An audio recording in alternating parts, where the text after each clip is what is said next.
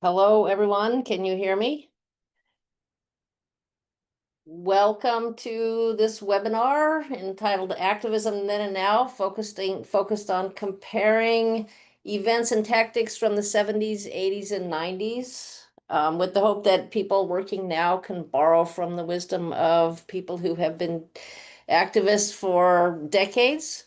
Our panelists are Wayne April, who was in the 70s the president of the Gay Student Organization, Sandy DeConcourt, executive director at the Joan G. Lovering Health Center, and Amber Rhoda, UNH class of 2025, a UNH social work and women and gender studies major. Um, we will begin with Wayne. Okay, hi, everyone out there who I can't see. I'm Wayne April. I was the class of 74, and I started the Gay Students Organization, or the GSO as we called it, back in 1973. And we did a few things, but the end result of all our activity was that we established a court precedent to allow gay students on campus to organize without being penalized on any campus that accepted federal money, which is basically every school in the country. so, so they've been using that court case to defend gay students trying to organize on campus ever since, which is quite an accomplishment that I'm very proud of. This title of this presentation is Activism Then and Now, through the years. And I have to say that I demonstrated recently in a No Kings demonstration and the previous demonstration, and it brought a lot of my old activism genes back to life. It was very enervating, especially the No Kings demonstration here in Pasadena, California. It was packed. It was so crowded they had to block the streets off and cut the traffic off because it was downtown and the crowd was too overwhelming. And there's nothing like participating in a group event to get yourself energized because you can have all kinds of commitments individually and feel strongly about an issue individually. But until you get into a crowd of like-minded people, you don't really experience the whole zeitgeist, I guess, of the whole thing. And it's very enervating and life affirming.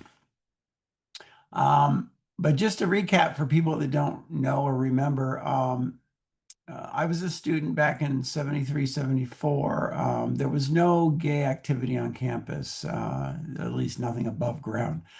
Um, it was the usual clandestine meetings and things like that, which I found very unsatisfactory. And people had been writing to the student newspaper in New Hampshire asking why there wasn't something for gay students. And when I say gay, that's kind of a collective LGBT thing. LGBT was just beginning to rear its head during that time. So that's why we called it the Gay Students Organization, because actually LGBT hadn't really been finalized yet. So gay refers to everybody that is same gender loving and so forth. And it didn't include trans in those days. Trans was something that was kind of not known. I mean, we met people that were trans or in those cases, and we referred it mostly to transvestites, people that dressed up as the opposite sex. But um, for transsexuals, it was kind of still in the closet. So I can't speak for them, and I'm not aware that anybody who was transsexual participated in the GSO, but there may very well have been, and I didn't know it. But anyway, there was nothing on campus. People were writing anonymous letters to the student newspaper asking why there wasn't something. Um, and my friends and I talked about these letters, and we said, we should go talk to the editor of the New Hampshire and ask, what we can do or who these people are and how we can get together and do something. Um, so I did. They volunteered me. And I went down to the student newspaper and met with the editor. I was so scared. I was literally trembling in the office waiting because he was late, of course. And the people in the office were kind of giving me sidelong glances because they knew who I was and why I was there. But anyway, I met with Ed Penhale, who was the editor at the time, and we talked about the letters. He said, well, it's very frustrating because we get these letters and they're always anonymous. We have no idea how to get back in touch with these people. Um, and so I'm thrilled that you stepped forward because now we have somebody live that we can talk to. So what do you want to do? And I said, well, I'm not exactly sure, but this was a kind of a first baby step to find out what we could do. So I went back to my group of friends and we talked about what we wanted to do. And we decided that we'd like to try to form an organization and maybe apply to the student union to be recognized as a student organization. So that's where it all kind of got launched. Just little things, as often happens in movements. It's the little things that kind of set it off. Um, and so I was the only one willing to be out and open. Everybody else was still a little leery of having their names in the paper or being known on campus. Not just because they were fearful for their safety, but because they felt once you become, labeled, you may jeopardize the whole rest of your career. You may not be able to get into graduate school. You may not be able to get a job because they'll see something in your past. There was no social media in those days, but they had other ways of finding out things that you did on your college years. So anyway, I was a point person just because people felt like I was kind of an experiment and they didn't want to be too active a participant in it.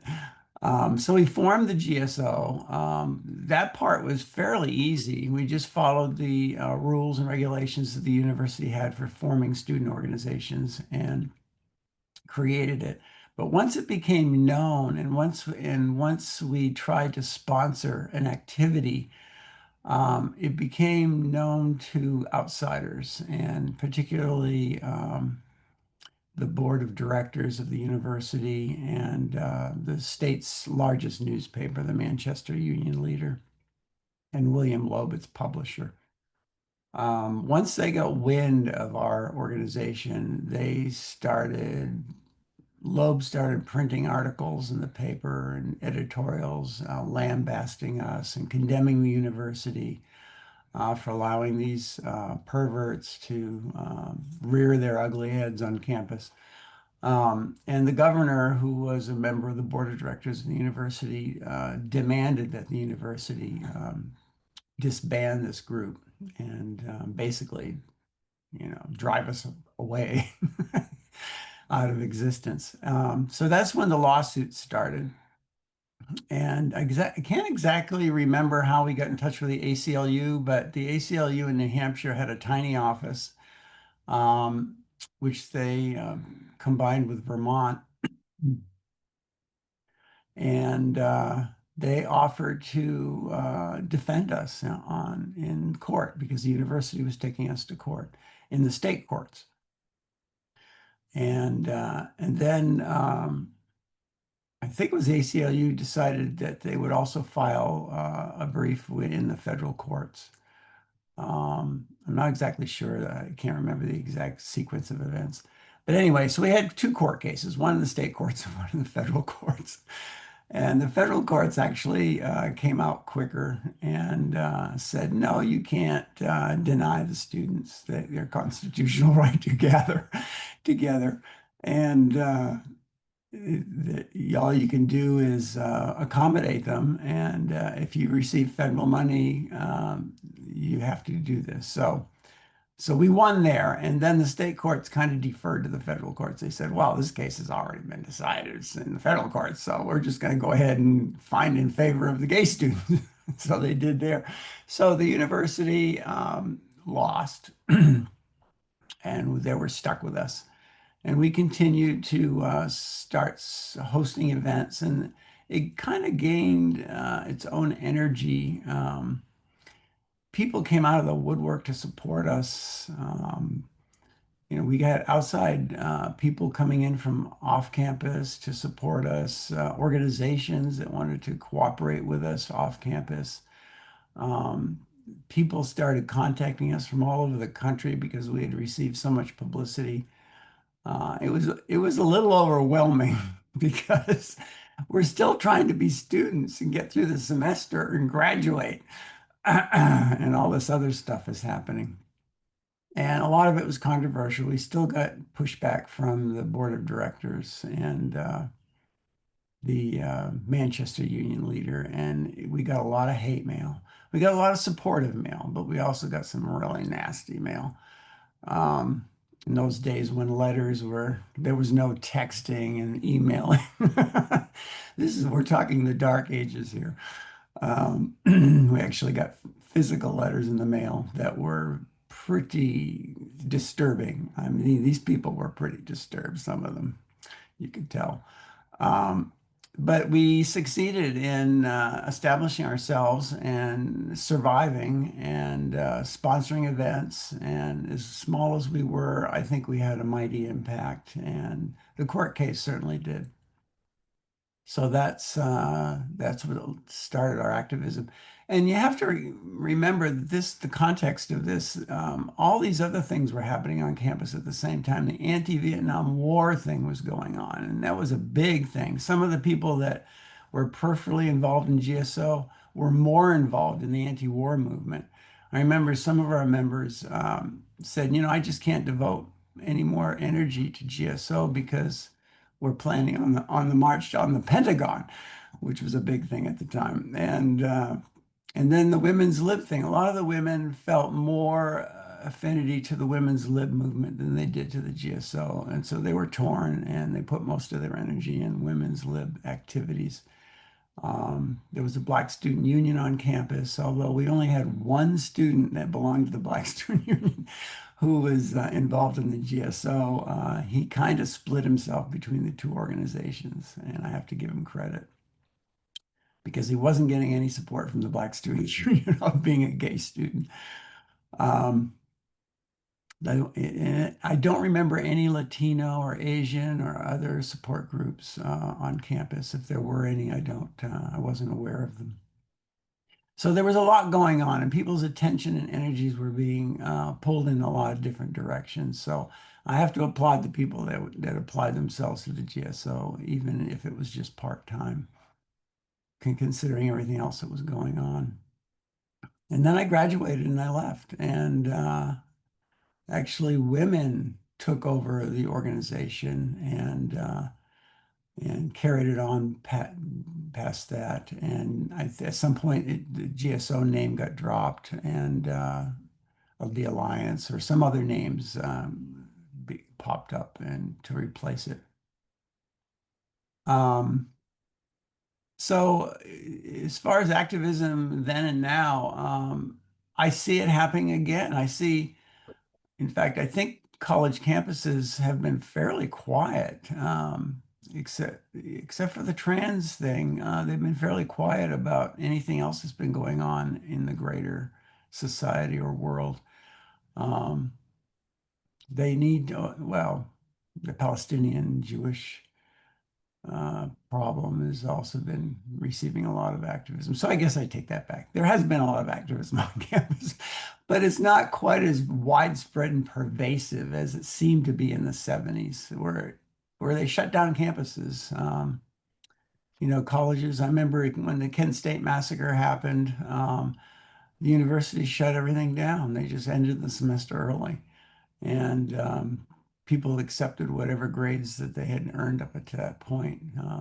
Papers were canceled, finals were canceled, and the campus went on demonstration shutdown. I remember supporting that, and they encouraged people to fast for 3 days.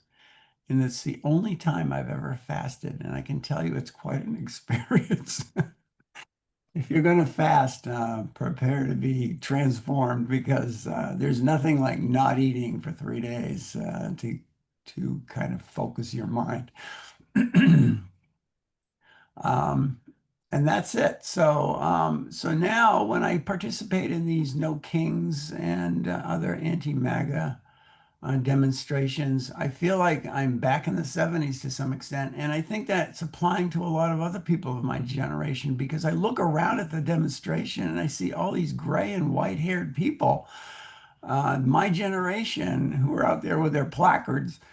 And I'm thinking, wow, once you get activism in your DNA, which they did probably back in the 70's or even further, it never leaves you. You're always ready to hit the street again and realize that collectivism can make a big impact, even if you feel like you're outnumbered. You know, the few can change the many if they work hard enough.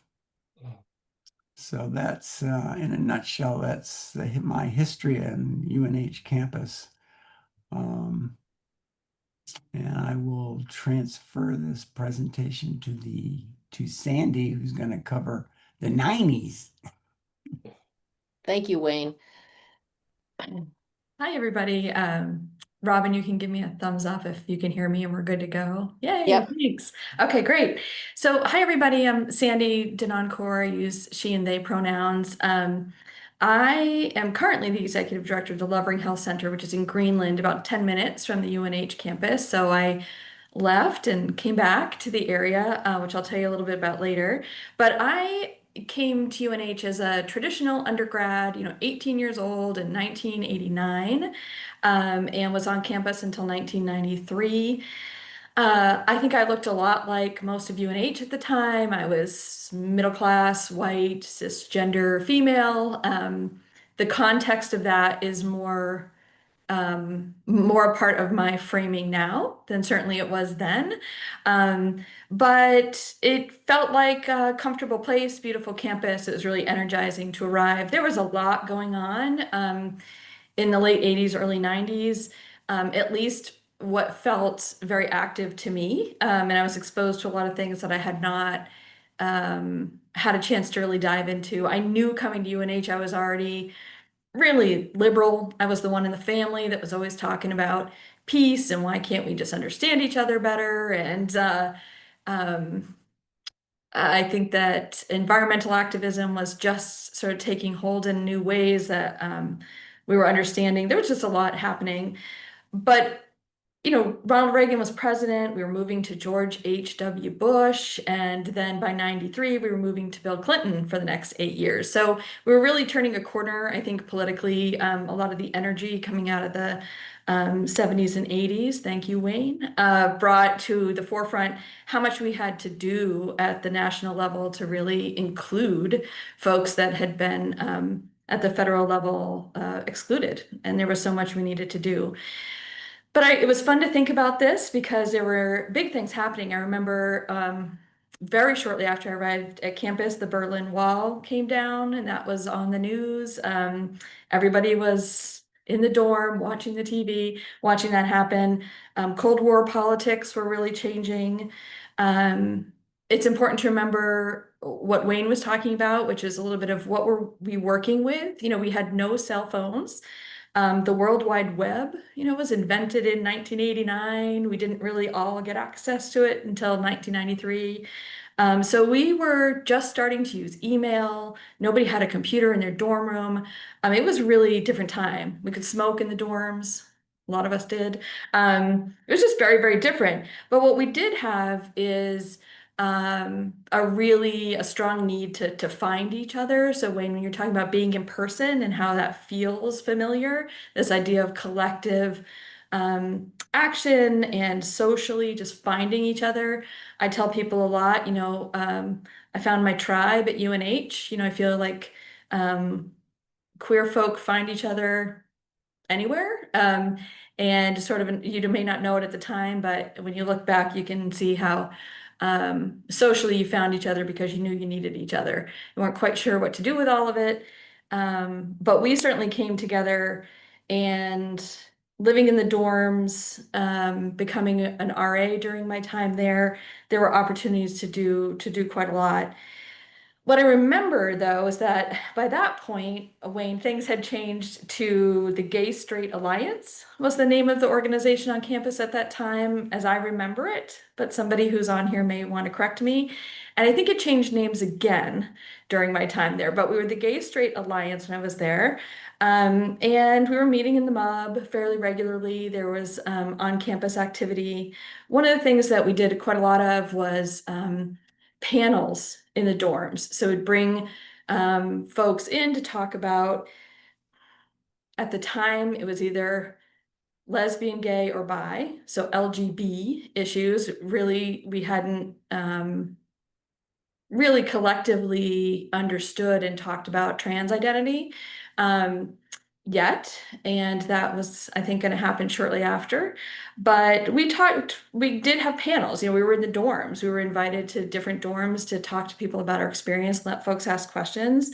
I was on panels, and it was nerve-wracking, but I would say there was definitely a collective sense of security. And I think that's a distinct difference, probably, Wayne, from your experience, is that there was a sense that by that point there was an understanding on campus that we deserved a voice, and we were using that voice in ways that felt important to us and certainly helped us figure out who we were. A lot of us were very young. We didn't even quite know what our own identity was.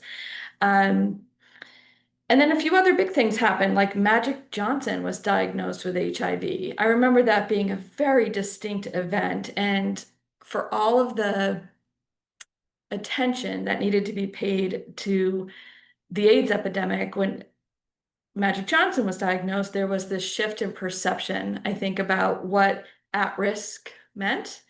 And we started to open up conversations, important conversations, about what it meant to live with HIV and not just dying from AIDS. And that felt like an enormous, important, life-saving shift for people who've been working to make that shift for a very long time. And I think there was some anger in our community about why it takes the celebrity being diagnosed to for folks to pay attention. But I think that's still true. You need still today, when privileged people are impacted, and people pay attention, and we're still fighting that fight now. But I remember us being very, very cynical about that at the time, and very angry that that's what was needed. But it did shift things, and that was an important shift. And then there was also a really important group called ACT UP. ACT UP was everywhere in the early 90's. They reclaimed the pink triangle imagery that was very popular then and was used. They were very direct action, in your face, civil disobedience style energy, which had a place and was needed.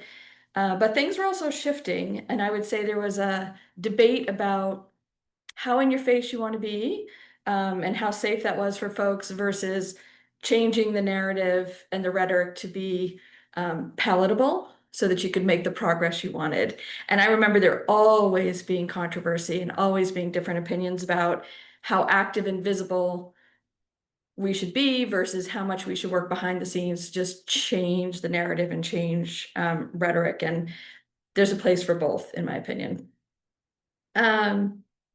So important things I want to just talk about that were really relevant for me was that at the time we hadn't reclaimed some of the language. We hadn't reclaimed the word queer. Gay was still used as a pejorative or as slang.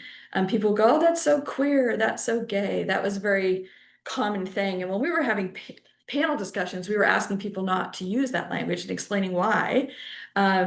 And now I identify as a queer woman, and I love the word. Because when I was coming out at UNH, it was very much a reflection, your identity was a reflection of who you were with romantically, right? So if I was a cis woman with a cis woman, then I was a lesbian. If I sometimes was with a cis man, then I was bi. And that was really the only options. There was no sort of expansive idea of what trans, queer, asexual, pansexual meant. And the division between sexual orientation and gender identity was just starting to pull apart.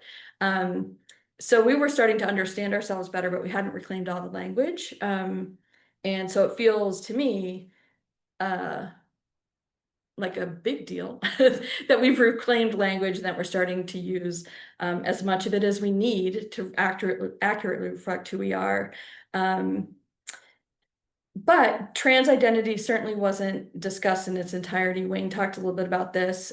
People were still siloed into very butch lesbians or, trans femme, men in drag. I mean, there was really no in between, which was incredibly limiting at the time. And we all knew it was wrong, but we hadn't moved forward enough yet to understand it like we do today. So the big things that I took part in, the 1993 March in Washington, we got on buses at UNH and traveled down to the March on Washington. We had made AIDS memorial quilt squares because the quilt was being displayed in DC. We got a bus, went down, even though there have been marches since, that was sort of the largest march to that date. And that was the Lesbian, Gay, and Bi Equal Rights and Liberation March. And that was really, really important. Some other things that happened almost around the same time is the don't ask, don't tell policy of the military came into place, which, I mean, let's be real, thanks for not like kicking us out, but we still don't want to talk about it. It's just ridiculous. But that was in place for a very long time. And the Defense of Marriage Act was passed federally, which defined marriage as between one man and one woman. And what it did at the federal level was there was some energy at the state level to start defining marriage more broadly.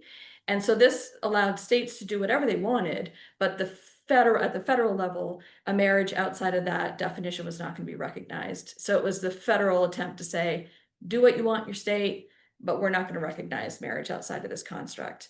And so that was really, I remember when that happened, thinking to myself, well, we've got it all wrong, haven't we? And we've got a lot more work to do. And then the biggest thing, one of the other things was the anniversary of Stonewall, the 25th anniversary march in 1994 in New York City, which had over 1 million people. I was lucky enough to be there. It was huge. So, pride marches and large showings of huge numbers of people in the queer community was becoming much more popular. And I felt really, really lucky to be a part of that. The energy was incredible. And I carry that with me now. So what have I been doing since? So I graduated in 1993 and went fairly soon afterwards to live in Boston. I remember sitting in a bar at happy hour in Dover with some friends in 1994 on the day that Kurt Cobain died by suicide, if anybody remembers that. And I looked at my friends and I was just like, that's it. I'm moving to Boston. Who wants to go? Like, life is short. We've got things we got to do. Let's go. And so a few friends and I moved to Boston, and then it was like all in. We all had jobs, but we still were always very involved in Pride celebrations. I remember being very nervous to bring up to one of my employers how important I thought domestic partner benefits were. That was becoming an opportunity in health insurance. And it felt very important to, wherever I could, be a voice for expanding our understanding of what we could do to help people in their everyday life, and also to celebrate people. It felt really important to be out. It felt important to be in the community and visible. At the time, we still didn't have a number of online opportunities and community gathering online. So there were tons of clubs, there were lots of places to go, and there were lots of community meeting places that were much more visible than they had been even just a few years before. So it did feel like we always needed to be together, but when we did come together, it was just a lot of fun. There was tremendous energy in the early 90s. So since then, I've been working in nonprofits exclusively became really important to me at that time, that my professional career would always be in nonprofit work. And it has been since. And I've worked with a number of vulnerable populations, unhoused folks, birthing folks, folks who are uninsured or underinsured in the healthcare industry. I'm a registered nurse, and I run a nonprofit health center where we prioritize the full spectrum of reproductive health care, including abortion. We also provide HIV prevention services with PrEP and gender affirming care. And those intersections, the intersections of all those vulnerabilities, is a natural connection. It feels personally and professionally like the right use of my energy and experience. And I just hope to remain try to work in systems where we can create safe places for people to be themselves and to not be penalized, for any part of their humanity that they bring with them to important work, and in care of other folks. But I will say today feels heavy in a way that it did not feel to me when I was at UNH, because maybe because I was young and I wasn't responsible or didn't feel responsible for as much of the impact on the world as I feel now. And so this feels heavier, but I am very pleasantly participating and happy to be participating in marches and gatherings again, and looking to folks older than me and younger than me to show us what the movement now needs to be to get the work done. Everybody says we don't need to reinvent the wheel, and I agree we don't need to reinvent it completely, but I do think we have to let it grow and change. Times are different, strategies can be different, but if you have any energy to be in the work, I would say this time is as important as any that's come before us. But thank you. Thank you, Sandy. Amber, can you take over? Yeah. So yeah, my name's Amber Rhoda. So I just graduated from UNH with a Bachelor's of Science in Social Work, as well as a BA in Women's and Gender Studies. So I got to see Robin sometimes.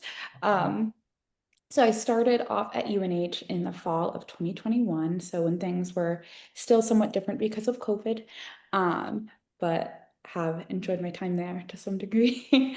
But yeah, so I think when thinking about how activism today differs from what it looked like in the 90's and in the 70's, I think one of the biggest things that comes to mind is the use of technology and social media within those aspects. But yeah, so I know during my time at UNH, I was involved with a number of organizations on campus, on and off, depending on what my class schedule looked like. From Alliance, I sadly wasn't able to attend Trans UNH, which is a separate organization now that is trans specific, as well as Planned Parenthood Generation Action. So a bunch of different political activism groups on campus that are still alive and well. As well as attending protests, walkouts, things like that during my time at UNH. So I think for so many of us students, the ways that we find out about things happening on campus is via social media.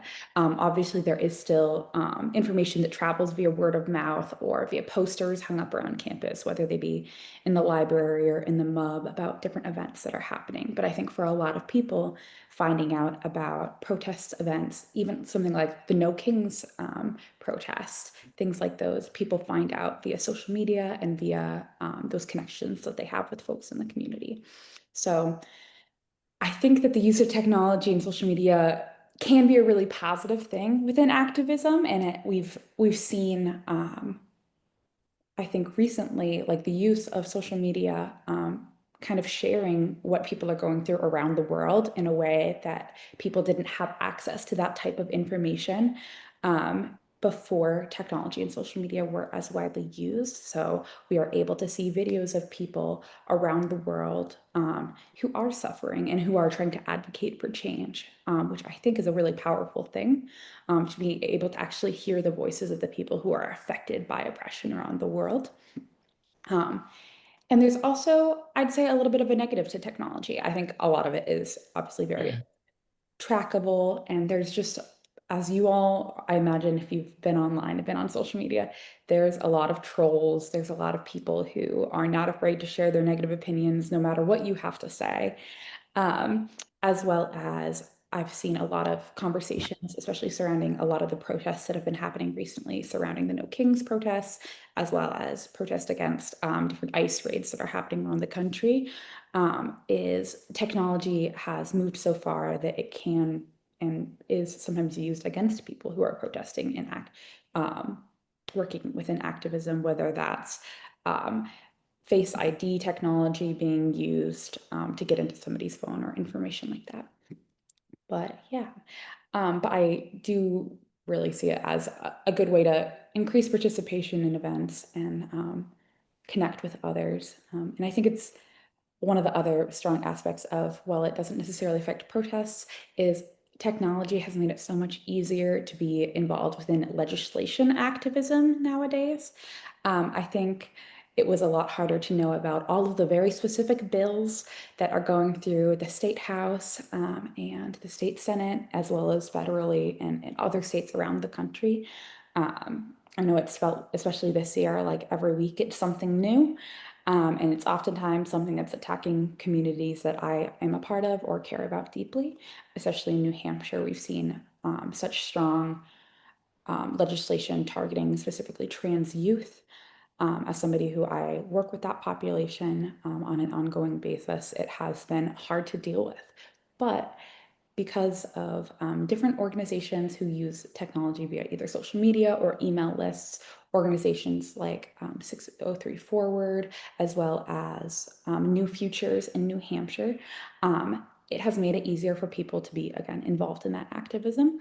So whether that's sending an email to your state representatives or calling them on the phone, oftentimes these organizations will share either a script of what to say, or people can send an email in 30 seconds, just enter their information, enter their zip code, and have it just sent to those officials, which I think has made it much easier for people to get involved in that policy work, because protesting is all well and good and it is so very needed, especially to find that community and I feel like keep people's sense of hope alive, because I think in this day and age, it's so easy to get overwhelmed with all of the terrible things that are happening.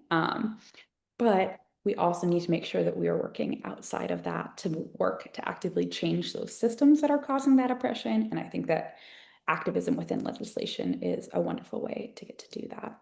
So during my time at UNH, kind of going back to that, I was able to TA for Holly Cashman, who was not able to be here today, sadly, but is super involved on campus at UNH in queer activism.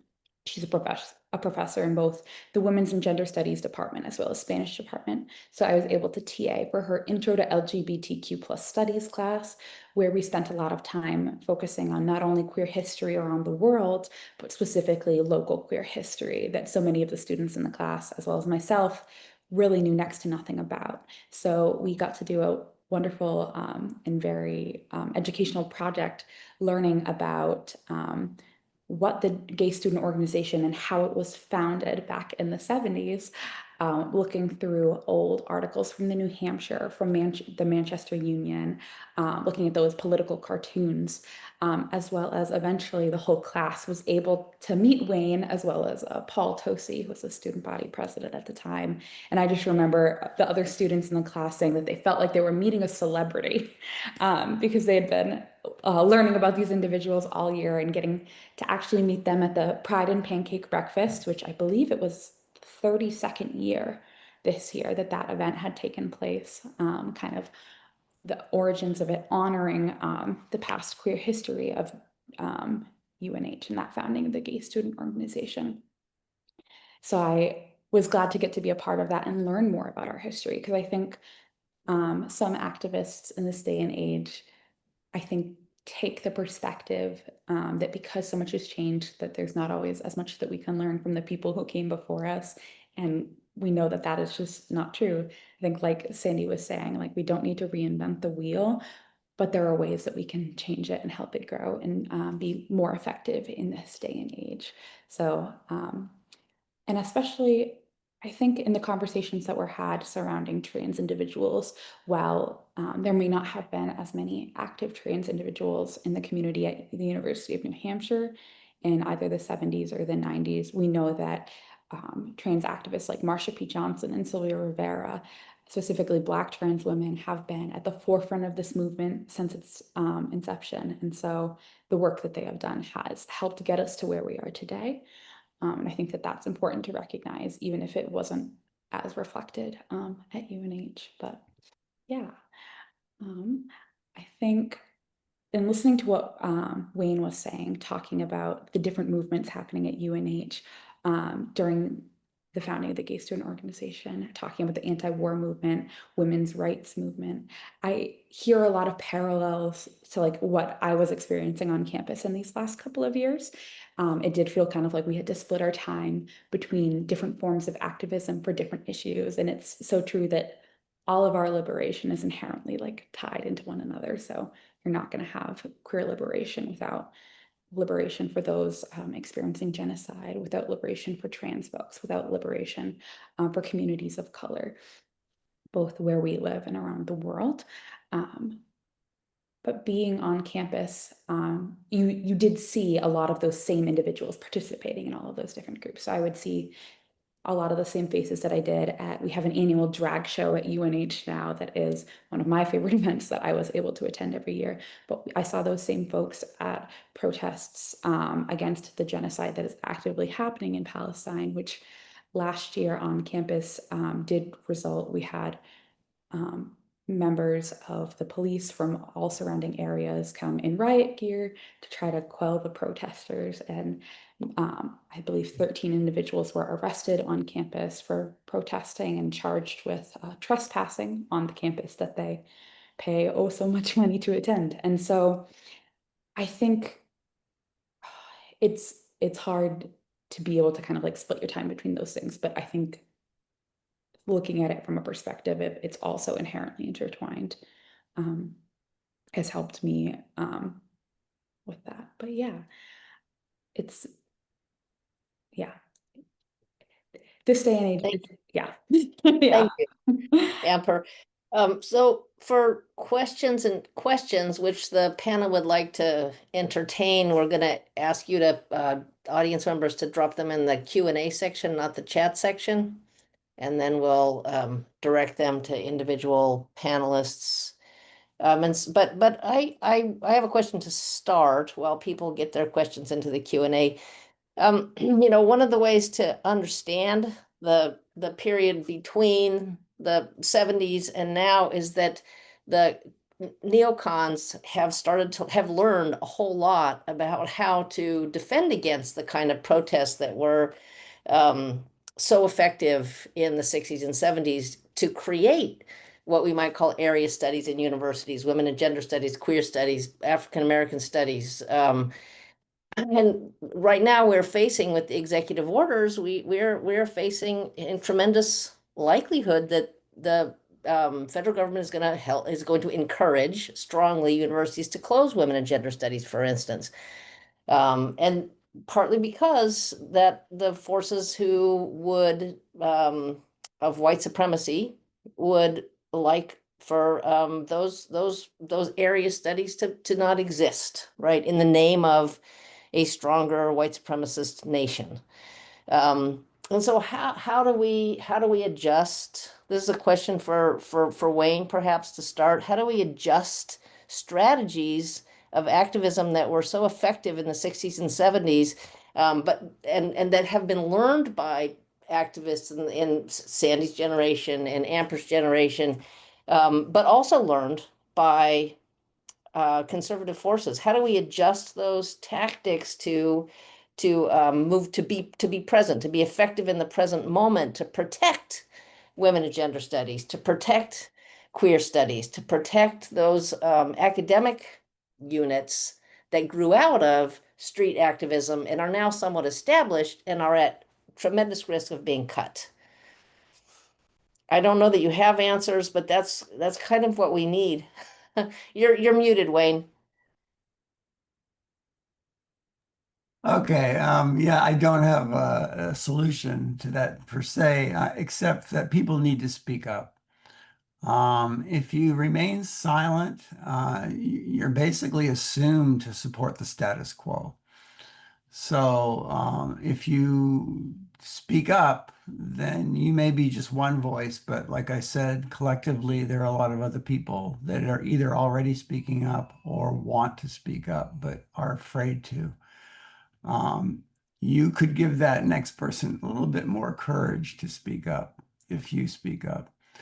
Um, and politically, you need to look at the directors of the university. They're the ones that ultimately decide what the policy is for the university. And students and faculty and staff should be aware of who's on the board of directors. It's made up of people from the community, and what kind of people? Are they supportive of the students? Are they just supporters of conservative, um, activists? It only takes a few people on the board to be supportive to change the direction of the policy of the university. And the policy of the board, it was the policy of the board that shut off the appeals of our court cases. The governor wanted to pursue an appeals to the Supreme Court, I guess, of our case. And the board of directors, who had been pretty get along, go along up until that point, said, okay, no, we're not spending another penny on this thing. The Federal Court of Appeals has ruled, and as far as we're concerned, that's the final word, and we're not pursuing it. So they stood up to the governor, who up to that point had kind of been directing everything and forcing the board to go in a certain direction. So it really makes a difference. Yeah. Who is on bodies that determine policy.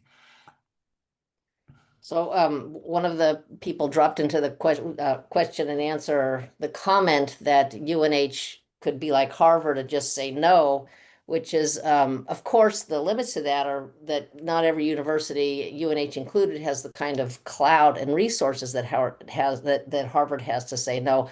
On the other hand, if activists at Harvard and Harvard has agreed to say no, then sharing those stories and agreeing to act collectively as universities is what can work, right? Harvard can lead the way because they have resources, but UNH has to do the work to follow up and agree that none of us is going to fold, right? And it wouldn't hurt if the universities got together and did what other groups have done, is sign a letter, publish an ad somewhere, full page ad in the New York Times, whatever, and say the following universities do or do not support the following motions, and have it led by Harvard. Yep. Another question is about banning LGBTQ books from libraries. Sandy, do you have any thoughts about how we can push back against those kinds of repressions?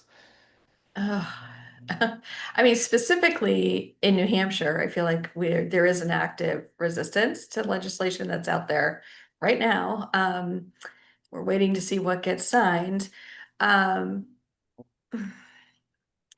So it's a great question, and it's tricky. So I think it depends on which, body is proposing and who's willing to respond. But I agree. I think that all of the change and resistance that we all see starts with people making decisions to either cooperate or not cooperate. And I would say that those are sometimes really tough personal risk tolerance questions, and organizational risk tolerance questions.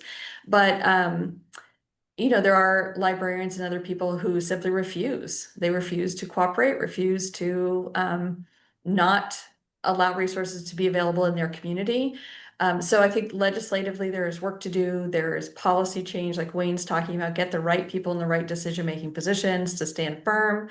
But also I think when I think about the work we do in the abortion space and reproductive justice space, there's also grassroots community activity that can step in, and groups can step in at times like this to make sure communities still have access to the resources they need. They may not be in all the places they should be, but they can still be available in the community. The library may not have them inside, but can you set up a tent library parking lot? With literally, I mean, honestly, how do we remain visible in the resistance when organizations can't or won't? And I think communities have been doing that for a very long time. And I think we'll find more of that activity happening now in lots of spaces. Amber, here's a question for you. I mean, I heard, and I think all of us heard Wayne and Sandy talk about the joy in collective action. And I wonder what people who are relying on social media to be collective, where you're finding joy. Yeah, I think that's a really good question because I feel like, again, it's so easy to be overwhelmed by all of the very non-joyful things that we're seeing in the news that are being shared on social media. Um, that's a really good question. I would say, I think Or if you don't know, yeah, perhaps it's worth thinking about explicitly. Where, How do you extract? where and when do you feel most joyous? I know at least personally for myself, it is in those spaces that are in person with other individuals. Like I know I had the joy of running into Sandy at Portsmouth Pride the other day. So being able to find community with other people who are like-minded. And especially during COVID, we saw a lot of activism move online and forms of community move online. So I know at the time when I was in high school, I had previously attended a wonderful queer summer camp in a few in the state of Maine, and those all couldn't happen because of the lockdown. And so those spaces moved online, moved to Zoom. So you were still able to have that face-to-face connection, even if it was through a screen in times that kind of prevented us from meeting in person. So I'd say for me, at least, even if it is online, having a chance to actually talk to other people, hear the work that they're doing, and I just learning that knowing truly deeply that you are not the only person who is doing this work. There are people who have been doing this work for decades, and it's not impossible. Here's a question from a New Hampshire high school student who wants to take classes in their last years of high school, asking, how do you get access to those courses? And one answer is, well, of course you can take classes at UNH as a non-matriculated student, so please come and be welcome. But the broader question seems to be about how do young people get informed about our past, our queer past. If it's not in school, right? If it's not in the public schools, which is an increasingly hazardous place for that kind of pedagogy, that kind of instruction. Where can young people outside of public schools get access to this kind of history? Anybody have any thoughts about that? Well, I think, well, it's a lot of it's online. Larry, at the end of this session, will talk about the alumni, the LGBT alumni group, and a lot of access to some of the past articles and so forth that have appeared on campus publications are accessible through that website. Yeah. Yeah. I was going to say, I That is think one we're thing. also sharing a number of resources, local advocates, like state, New Hampshire specific advocacy organizations, but particularly New Hampshire Outright. If you're in high school in New Hampshire, is a tremendous resource to ask some of those questions about how to lean in a safe way into the topics that you really want to know more about. Mhm. That is one of the advantages that young people have over people in the 70's. Just the internet is there. If you have access to the internet, you have access to all kinds of things. Not that they're necessarily easy to find or quick, but you can search without being vulnerable to punishment by, your the institutions and families that you belong to.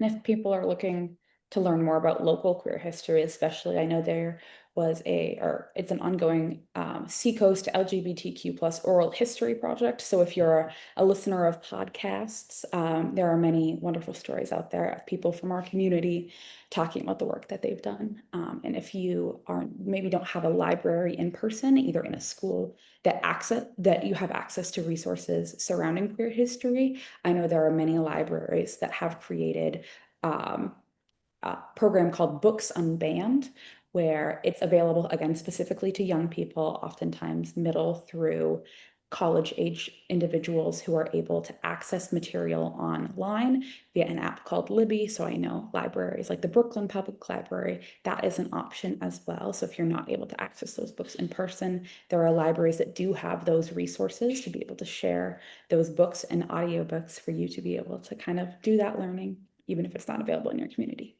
Somebody else popped into the Q&A section that the walking tour in Portsmouth has a lot of this access to a lot of this information, which is a fabulous sign, right? That the activism of the 60s and 70s has gone mainstream in a lot of ways. If you can get some of this history in a walking tour made for tourists, that's a fabulous sign. We can't assume that it's going to continue to be available, but if it's available now, that's fantastic.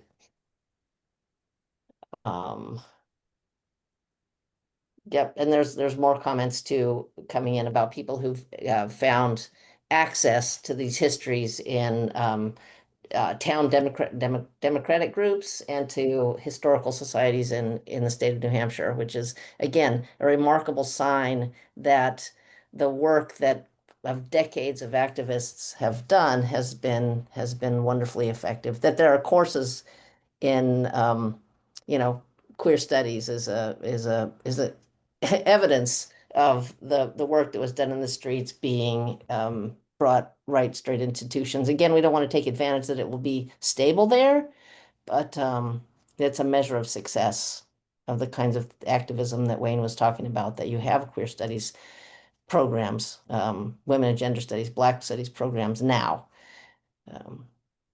Also, all the GSO stuff is at the UNH library, if you There was actually want to see it in person.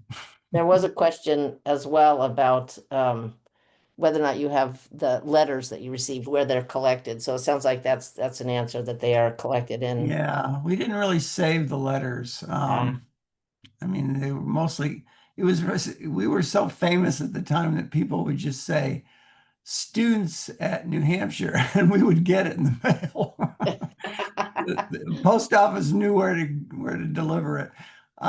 So we would get letters all over, and unfortunately I didn't save them. I mean, I was a student at the time and it didn't seem worth saving some of these nasty letters. So yeah.